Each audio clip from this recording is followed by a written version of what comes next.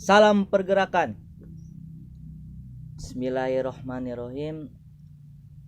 Baik, pada kesempatan kali ini saya ingin sedikit menjelaskan atau mereview tentang materi gerakan sosial, yang mana materi gerakan sosial ini sudah diberikan oleh salah satu dosen pengampu saya ketika di dalam perkuliahan.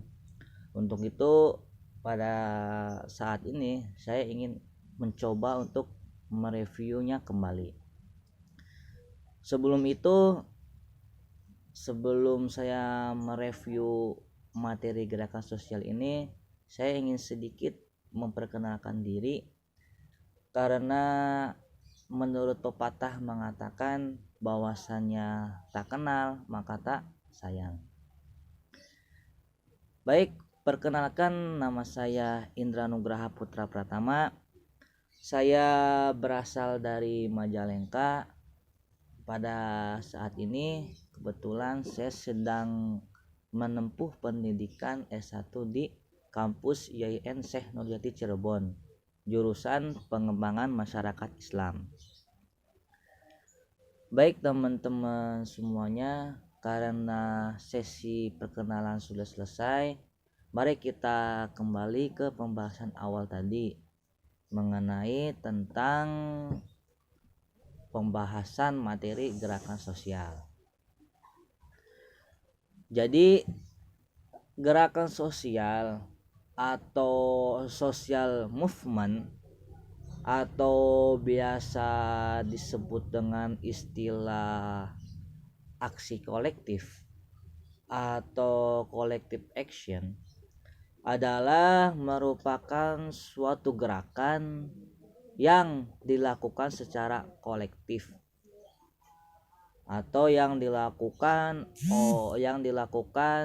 dengan bersama-sama oleh sekelompok orang untuk mencapai tujuan-tujuan kolektif, untuk mencapai tujuan-tujuan bersama juga.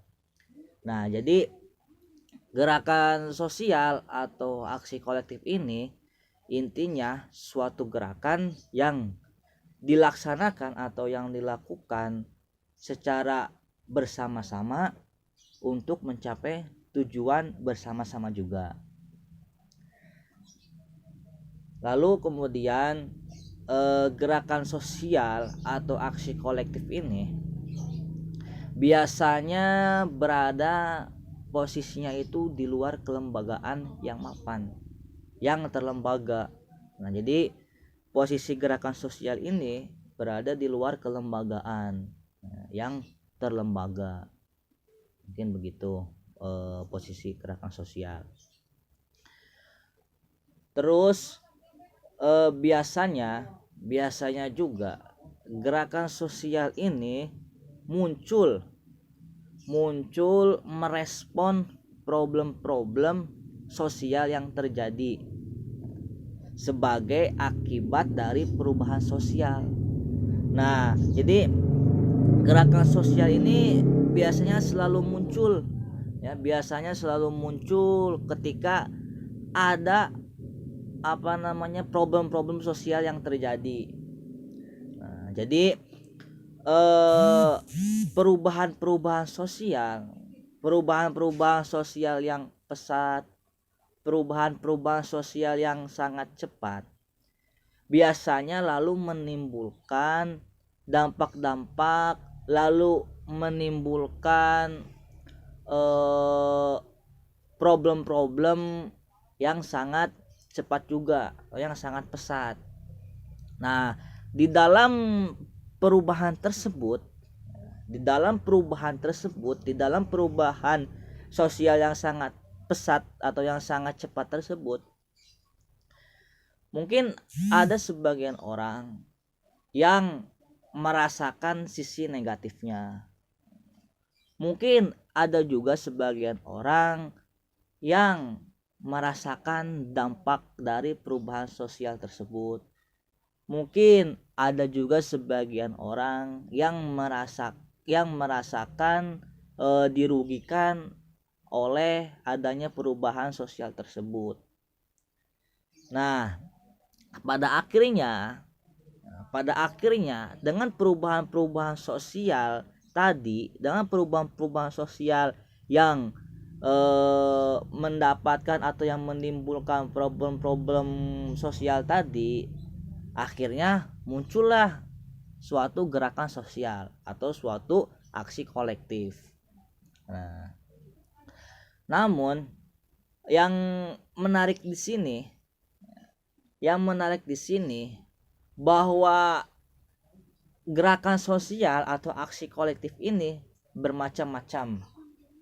Rentang sejarah kita bisa melihat dari gerakan sosial ini ada yang namanya gerakan sosial menumbangkan kekuasaan, lalu ada gerakan-gerakan sosial buruh, lalu ada gerakan-gerakan sosial yang pada saat ini kontemporer yang sangat luas sekali. Misalnya ada gerakan lingkungan, ada gerakan gaya hidup misalnya, dan lain-lain.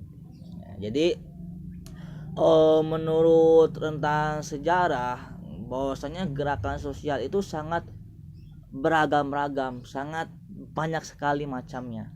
Ya, mulai dari awal itu ada yang namanya gerakan sosial ketika menumbangkan sebuah kekuasaan, lalu ada gerakan-gerakan sosial buruh dan lain sebagainya. Nah, setelah tadi macam-macam gerakan sosial, lalu gerakan-gerakan sosial di sini juga itu terbagi menjadi dua golongan, ya. Jadi ada gerakan sosial lama dengan ada gerakan sosial baru. Apa sih yang membedakan dengan keduanya tersebut? Jadi yang membedakan itu bahwasanya gerakan-gerakan sosial yang lama itu biasanya isu-isunya tentang masalah kekuasaan. Ya, jadi tentang isu-isunya tentang masalah siapa yang berkuasa dan siapa yang dikuasai. Nah, itu gerakan-gerakan sosial yang lama. Namun gerakan-gerakan sosial yang baru pada saat ini yaitu biasanya isu-isunya itu menyangkut tentang identitas atau otonomi. Ya, misalnya kayak gerakan keagamaan dan lain sebagainya. Jadi pada intinya gerakan yang membedakan antara gerakan sosial lama dengan sosial baru yaitu kalau sosial lama itu biasanya isu-isunya tentang mengenai kekuasaan atau siapa yang dikuasai dan siapa yang menguasai. Kan tetapi kalau misalkan gerakan sosial baru itu biasanya isu-isunya itu tentang identitas dan atau otonomi. Nah, jadi mungkin itu tentang materi atau tentang ulasan dari gerakan sosial.